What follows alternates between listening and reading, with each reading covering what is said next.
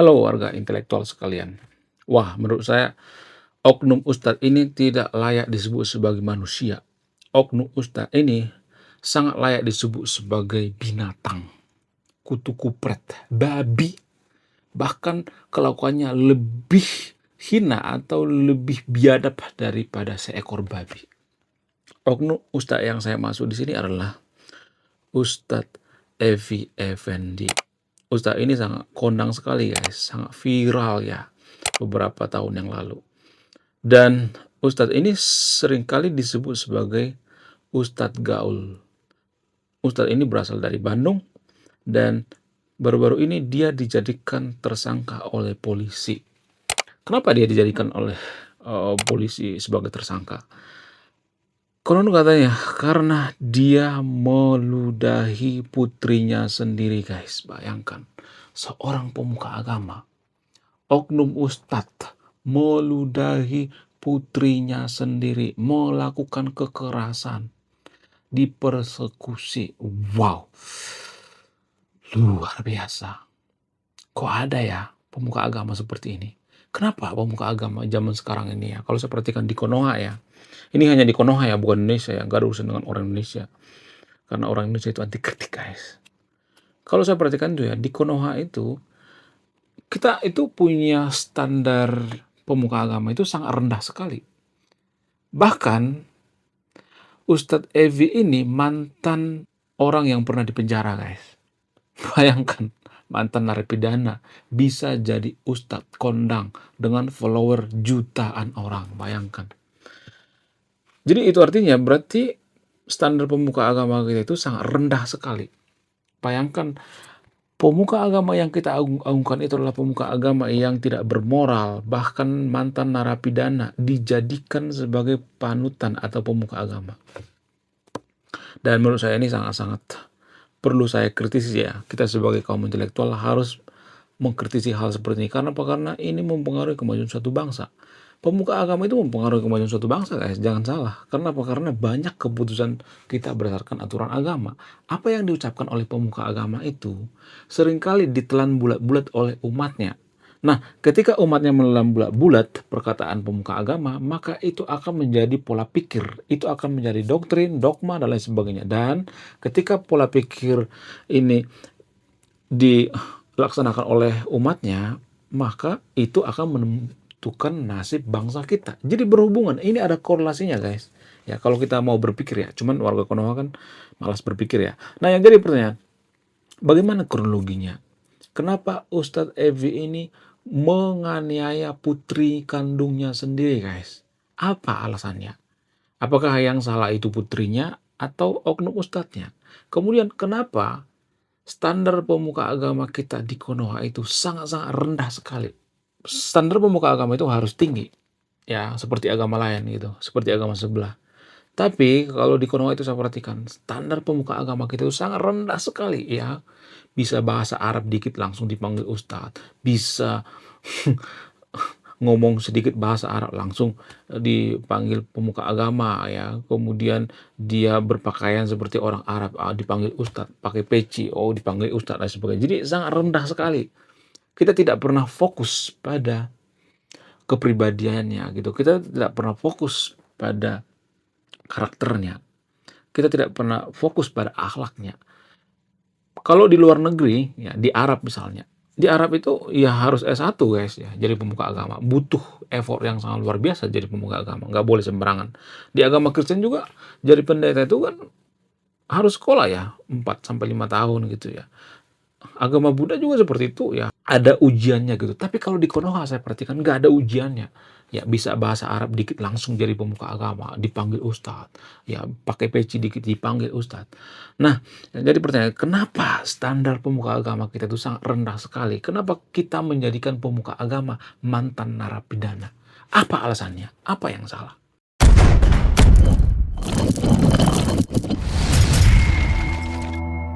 Jadi bagaimana kronologi daripada Ustadz Evi ini, Evi Effendi yang sangat viral ini? Evi Effendi ini sebenarnya sudah lama viral guys. Kalau nggak salah itu tahun 2017 apa tahun 2016 tuh ya. Antara tahun 2016 sampai tahun 2018. Dia viral karena apa? Karena gayanya yang nyentrik dan dia sangat gaul ya kalau saya perhatikan ya. Cara berpakaian, bahkan menggunakan kupluk ya. Jarang-jarang tuh ya pemuka agama menggunakan kupluk. Dan kalau dia ceramah itu tidak menggurui ya, bahkan dia sangat suka yang namanya diskusi ya. Kemudian kalimat-kalimatnya juga sangat-sangat sejuk gitu ya. Kalimat-kalimatnya juga mengajak kita untuk bermoral gitu ya, berbuat baik dan lain sebagainya. Tapi anehnya di balik semua ini, dia meludahi putrinya sendiri dan dia menganiaya putrinya sendiri sehingga dijadikan tersangka. Sebenarnya kejadian ini sudah lumayan lama ya, sekitar 3 bulan yang lalu. Namun ya, konon katanya pihak daripada keluarga perempuan tidak mau berdamai. Jadi gini guys, kronologinya gini. Ustadz Evi ini sebenarnya sudah punya istri sebelumnya ya, namun cerai dan istri lamanya itu punya anak. Saya lupa berapa anaknya. Yang jelas ada 2 putri, kalau nggak salah 1 putra gitu ya, sekitar 3 atau 4 orang gitu ya. Nah, ketika si putrinya ini meminta yang namanya nafkah kepada ayahnya. Jadi kronologinya seperti itu guys ya. Ketika selesai sholat, ya mereka ngumpul di suatu tempat, ya kalau nggak salah itu duganya itu di rumah nenek tiri daripada putri daripada Ustadz Evi ini. Nah, ketika mereka ketemu, ya lalu mereka cekcok gitu. Karena apa? Dugaannya karena putrinya meminta pertanggungjawaban ayahnya, yaitu Ustadz Evi, untuk membiayai kuliahnya, membiayai kehidupan sehari-hari dan lain sebagainya. Nah, karena mereka cekcok ya, lalu tiba-tiba Ustadz Evi ini meludahi putrinya sendiri, melakukan kekerasan. Tidak hanya itu, tidak hanya meludahi guys, tapi dikeroyok juga, dikeroyok rame-rame. Dan yang dijadikan tersangka ini dugaannya bukan hanya Ustadz Evi ini, tapi orang terdekat daripada Ustadz Evi ini. Ada orang dekatnya lalu membantu ya penganiayaan. Waduh, ada seorang pemuka agama, Ustadz, dia berceramah, dia hidup dari masjid ke masjid, ya dia hidup dari masyarakat, ya memberikan tausiah-tausiah, ya. Tapi kelakuannya melebihi babi, ya. Putrinya sendiri diludahi, guys. Aduh, putrinya sendiri diludahi, kemudian diseret, ya, dianiaya. Aduh, kenapa beraninya sama cewek gitu? Kenapa nggak beraninya sama ya petarung MMA aja gitu ya, seperti JK Saragi misalnya, ya kan? Atau ya Deddy Corbuzier misalnya, ya kan? Atau petinju-petinju Chris John misalnya. Kenapa nggak nantang itu aja ya kan? Kenapa berani sama perempuan? Aduh, kasihan ya. Kasihan sama putrinya sendiri ya. Saya tidak pernah ya mendengar kejadian seperti ini pemuka agama, seorang pemuka agama guys. Bisa ya seorang pemuka agama seperti itu. Kenapa bisa seperti itu? Kenapa? Saya tuh nggak habis pikir ya, kenapa ada seorang pemuka agama yang berkhotbah, ya ceramah tentang kebaikan-kebaikan moral dan sebagainya, tapi ya melakukan kejahatan yang sebrutal ini. Kenapa bisa seperti itu? Apa alasannya? Kenapa ada oknum ustadz seperti ini? Apa alasannya? Kok bisa? Apakah karena ini pengaruh daripada agama itu sendiri atau tidak? Saya tidak menyimpulkan ya. Silakan buka sendiri. Apakah karena di dalam kitab suci agama mayoritas di Konoha ya, bukan Indonesia ya, ada kisah-kisah perang gitu ya, banyak kekerasan dan sebagainya. Apakah ini mempengaruhi atau tidak? Saya tidak akan menyimpulkan ya, silakan simpulkan sendiri ya. Kalau saya menyimpulkan itu artinya saya berpihak. Di sini saya tidak mau berpihak. Saya berpihak pada kejujuran. Kalau benar ya benar, kalau salah gitu ya. Menurut saya ini sesuatu hal yang sangat biadab sekali ya, seorang pemuka agama melakukan kekerasan terhadap putrinya. Nggak bisa diampuni ya. Nah, ketika si putrinya ini ya, inisialnya kalau nggak salah HS ya, si putrinya ini mengadu kepada orang tuanya ya, dan ibunya langsung mau bawa putrinya itu untuk visum. Nah, ketika di visum ya ada barang bukti dan lain sebagainya, sehingga si Ustadz Evi ini dilaporkan ke kantor polisi, dilaporkan ke aparat. Tapi konon katanya walaupun dia sudah dijadikan tersangka, belum ditangkap juga, guys. Apa alasannya? Apakah ini pengaruh daripada the power of ustadz? Apakah ini pengaruh daripada kekuatan daripada pemuka agama? Kenapa di Konoha itu pemuka agama itu dituhankan gitu, diagung-agungkan? Menurut saya ini sangat enak banget ya kalau ada pemuka agama itu yang dituhankan, diagung-agungkan. Enak banget ya kalau saya perhatikan. Ya kan? Apakah karena ini sehingga pemuka agama di Konoha itu makin hari makin ngeluncak gitu ya kan? Hanya di Konoha ya, bukan Indonesia, nggak urusan dengan orang Indonesia ya. Jadi begitu kronologinya, guys. Hanya karena mau minta nafkah dan melakukan yang namanya kekerasan. Lalu pertanyaan selanjutnya misalnya, kenapa pemuka agama di Konoha itu ya standarnya itu sangat rendah sekali ya? Mohon maaf ya, saya tidak mengatakan ini terjadi di Indonesia ya, tapi di Konoha. Jadi pemuka-pemuka agama yang ada di Konoha itu ya, pemuka agama mayoritas ya, agama mayoritas maksudnya, bukan agama minoritas ya. Saya perhatikan tuh standarnya itu sangat rendah sekali. Kita ambil contoh misalnya ya, Ustadz Evi ini. Backgroundnya itu narapidana, guys. Mantan narapidana, pernah di penjara. Jadi kalau di dunia psikolog itu, kalau ada seseorang melakukan kejahatan misalnya di masa lalu, kemungkinan 90%-nya akan melakukan hal yang sama. Hanya 10% yang tidak melakukan lagi gitu. Makanya kalau misalnya nih ya, kalau kita melamar kerja itu ada istilah SKCK. Nah, kalau SKCK itu tidak bisa diurus, kita kan nggak bisa kerja ya. Kemudian kalau kita pernah di penjara kan nggak bisa ngurus SKCK kan. Itulah alasannya. Karena apa? Karena perusahaan nggak mau karyawannya itu adalah mantan narapidana. Itu kalau saya perhatikan ya. Dan selain daripada Ustadz Evi ini ya, Ustadz yang lain yang ada di Konoha itu kalau saya perhatikan itu rendah banget. Standarnya sangat rendah. Kita ambil contoh lain misalnya seperti Ustadz Mansur misalnya. Saya tuh nggak habis pikir ya, Ustadz Mansur itu kan udah banyak kasus tuh ya, kasus peleter ya, kasus waduh ya sampai di penjara, kasus penipuan dan lain sebagainya.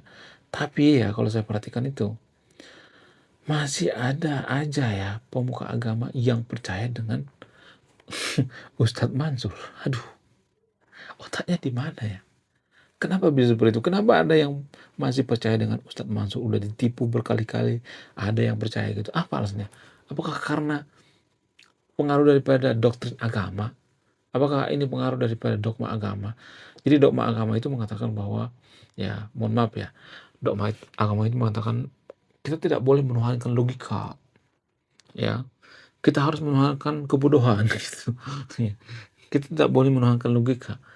Sehingga dugaan saya logikanya tumpul gitu kalau ada pemuka agama yang melakukan kejahatan, mereka melupakan kesalahannya. Padahal ya secara psikologi kalau ada orang yang melakukan kejahatan di masa lalu ya, kalau misalnya ada menjahati kita, ada orang nih ngejahatin kita, misalnya nih selingkuh gitu ya, nipu kita misalnya, maka 90% akan melakukan kembali lagi biasanya. Itulah asalnya kenapa orang Cina itu benci dengan orang yang tidak jujur, orang yang suka nipu. Jadi kalau Anda punya bos orang China, biasanya kalau Anda nipu, ngebohong, maka Anda tidak akan dimaafkan. Karena apa? Karena kalau kita dimaafkan, akan melakukan lagi gitu ya, penipuan-penipuan itu akan dilakukan lagi. Karena karakter manusia itu sangat susah guys dirubah. Merubah karakter itu nggak bisa sehari dua hari, enggak. Puluhan tahun guys, 10 tahun ya minimal. Merubah karakter seseorang itu pun kemungkinan berubahnya itu sedikit sekali ya. Rata-rata orang sangat susah merubah yang namanya karakternya kalau sudah tua ya. Selain Ustadz Mansur, ada lagi tuh Ustadz yang ada di Konoha ya. Rizik Syihab misalnya. Rizik Syihab pernah tuh kasus ya. Kasus dengan Firza ya dulu ya. Firza Hussein. Mungkin antara sahabat yang ini sudah pada familiar dengan kasus Pak Rizik Syihab ya. Ada tuh kasusnya. Kalau misalnya mengatakan, oh ini kan masalah pribadi. Pemuka agama itu mereka bekerja bukan privasi guys. Itu kerjaan mereka itu sama seperti artis. Public. Jadi kalau kita mengkritik pemuka agama itu nggak boleh marah-marah sebenarnya. karena masyarakatlah yang mereka memberikan, terhadap mereka gaji. Menurut saya lebih baik ya pemuka-pemuka agama itu seperti ustadz dan sebagainya itu ada semacam Google review ya. Menurut saya itu harus seperti itu guys ya. Jadi namanya ada di Google review. Nah, ketika si ustadz atau pemuka agama ini misalnya nih banyak melakukan kejahatan misalnya, maka bintangnya tuh 2, 3, 1 gitu. Jadi kita tahu gitu ya. Harusnya seperti itu ya kalau saya perhatikan ya, ide dari saya ya. Pemuka agama yang ada di Konoha itu ya, ustadz, kiai, dan sebagainya harusnya ada Google review masing-masing. Jadi kita tahu, oh ternyata ini ustadznya bagus, oh ternyata kiainya bagus, bintangnya 5 gitu. Seperti Gojek, Grab ya. Itu ide dari saya guys. Supaya apa? Supaya kita mengetahui kualitas daripada pemuka agama itu sendiri. Kita tahu track recordnya ya ke belakang. Apakah dia pernah melakukan kejahatan dan sebagainya? Ya, itu saya perhatikan ya. Habib Rizik diaung-aungkan di Konoha, padahal mohon maaf ya, moralnya itu sangat-sangat, aduh, saya juga bukan orang yang suci ya, tapi aduh, ah, saya tidak pernah melakukan hal ya sekeji itu gitu ya. Habib Rizik itu ya, udah punya istri tapi aduh, chatin orang lain gitu. Ini kan nggak moral ya. Jadi dugaan saya kenapa Habib Rizik ini dibongkar ya privasinya. Itu kan semacam privasi ya. Chat dari WA itu kan ya, chat mesraan itu kan bukan mesraan lagi sebenarnya sudah lebih lebih seperti suami istri kan. Kalau saya perhatikan itu ya secara langsung orang yang mau bongkar ini biar kalian tahu Rizik Sihab itu seperti ini loh. Ya jangan merasa bahwa Rizik Sihab itu paling suci gitu ya. Itu kalau saya perhatikan ya. Dan beruntung ya kita mengetahui ya eh, chat daripada Rizik Sihab ini. Kalau chatnya itu nggak dibongkar ya maka kita tidak tahu sebenarnya moral daripada Rizik Sihab. Tapi kalau saya perhatikan ya Rizik Sihab sekarang ini nggak terlalu berpengaruh guys ya, nggak terlalu berpengaruh lagi. Karena apa? Karena ya banyak kasus ya kalau saya perhatikan. Bahkan Pak Prabowo juga nggak terlalu dekat lagi sama Pak Rizik Sihab ya. Saya nggak tahu apakah ini semacam trik ya. Zaman dulu kan Rizik Sihab itu diagung-agungkan, diagungan oleh Pak Prabowo ya demi apa? Demi dia menjadi presiden. Pak Prabowo saya tidak langsung haus akan kekuasaan, bahkan berteman dengan Rizik Sihab sekalipun dia mau gitu. Demi apa? Demi suara, demi kekuasaan. Kemudian Pak Habib Bahar misalnya. Pak Habib Bahar itu apa sih kontribusinya gitu ya terhadap negara ini? Apakah ada kontribusinya? Nggak ada, saya perhatikan. Nggak ada. Nggak ada, guys. Nggak ada kontribusi yang paling signifikan. Bahkan ya Habib Bahar baru-baru ini kan viral tuh di media sosial ya, melakukan yang namanya sesuatu hal yang tidak bermoral, menantarkan istrinya, ya nikah siri dan sebagainya. Aduh, kacau deh pokoknya. Kemudian ya, kalau misalnya kita perhatikan ya, kalau kita misalnya mau introspeksi diri ya, tapi warga Konoha kan susah introspeksi diri ya. Jadi gini guys, kenapa hal ini semua terjadi? Apa alasannya? Kenapa Ustadz Effendi ini bisa kondang gitu ya, bisa viral gitu? Apa alasannya? Siapa yang membesarkan mereka ini? Ya kita-kita, netizen, warga Konoha. Kenapa kita mengidolakan Ustadz Effendi ini? Apa alasannya? Kenapa banyak warga Konoha? Mohon maaf ya, karena SDM rendah. Jadi mohon maaf, orang yang SDM rendah itu tidak menggunakan otaknya 100% gitu ya, kalau saya perhatikan. Hanya cuman 10% atau 5% gitu. Karena apa? Karena dari kecil sudah dididik untuk tidak menuhankan logika. Dari kecil sudah dididik untuk kalau misalnya nih ada pemuka agama kelihatan soleh gitu ya, kelihatan ya memakai baju-baju agama dan lain sebagainya, maka akan disebut ustadz, kiai dan lain sebagainya. Padahal dia tidak teruji gitu. Padahal dia mantan narapidana, ya kan? Jadi kembali kepada masyarakat Konoha. Kenapa kita mengidolakan pemuka agama yang bermasalah gitu ya? Kenapa standar kita tuh dangkal banget gitu, kecil banget gitu ya, rendah banget standar kita. Kenapa bisa seperti itu? Apa alasannya? Karena mohon maaf ya, karena kita itu tidak berkesadaran. Itu sih sebenarnya guys ya, kalau boleh jujur ya. Mohon maaf ya bagi teman-teman yang nonton videonya, bagi teman-teman yang beragama Muslim dan beragama Kristen ya. Saya tidak membela agama tertentu di sini ya. Saya tidak berpihak pada agama tertentu ya. Tapi saya berpihak pada kejujuran ya. Baik agama Kristen, ada juga kok pemuka agama-agama Kristen yang tidak bermoral. Enggak semuanya bermoral. Ada kok. Ya, dulu saya pernah melihat pendeta cerai guys. Mohon maaf ya, bagi teman-teman Kristen ya. Cerai. Nah, ketika dia cerai, apakah dia masih bisa jadi pemuka agama? Nggak bisa. Di cancel.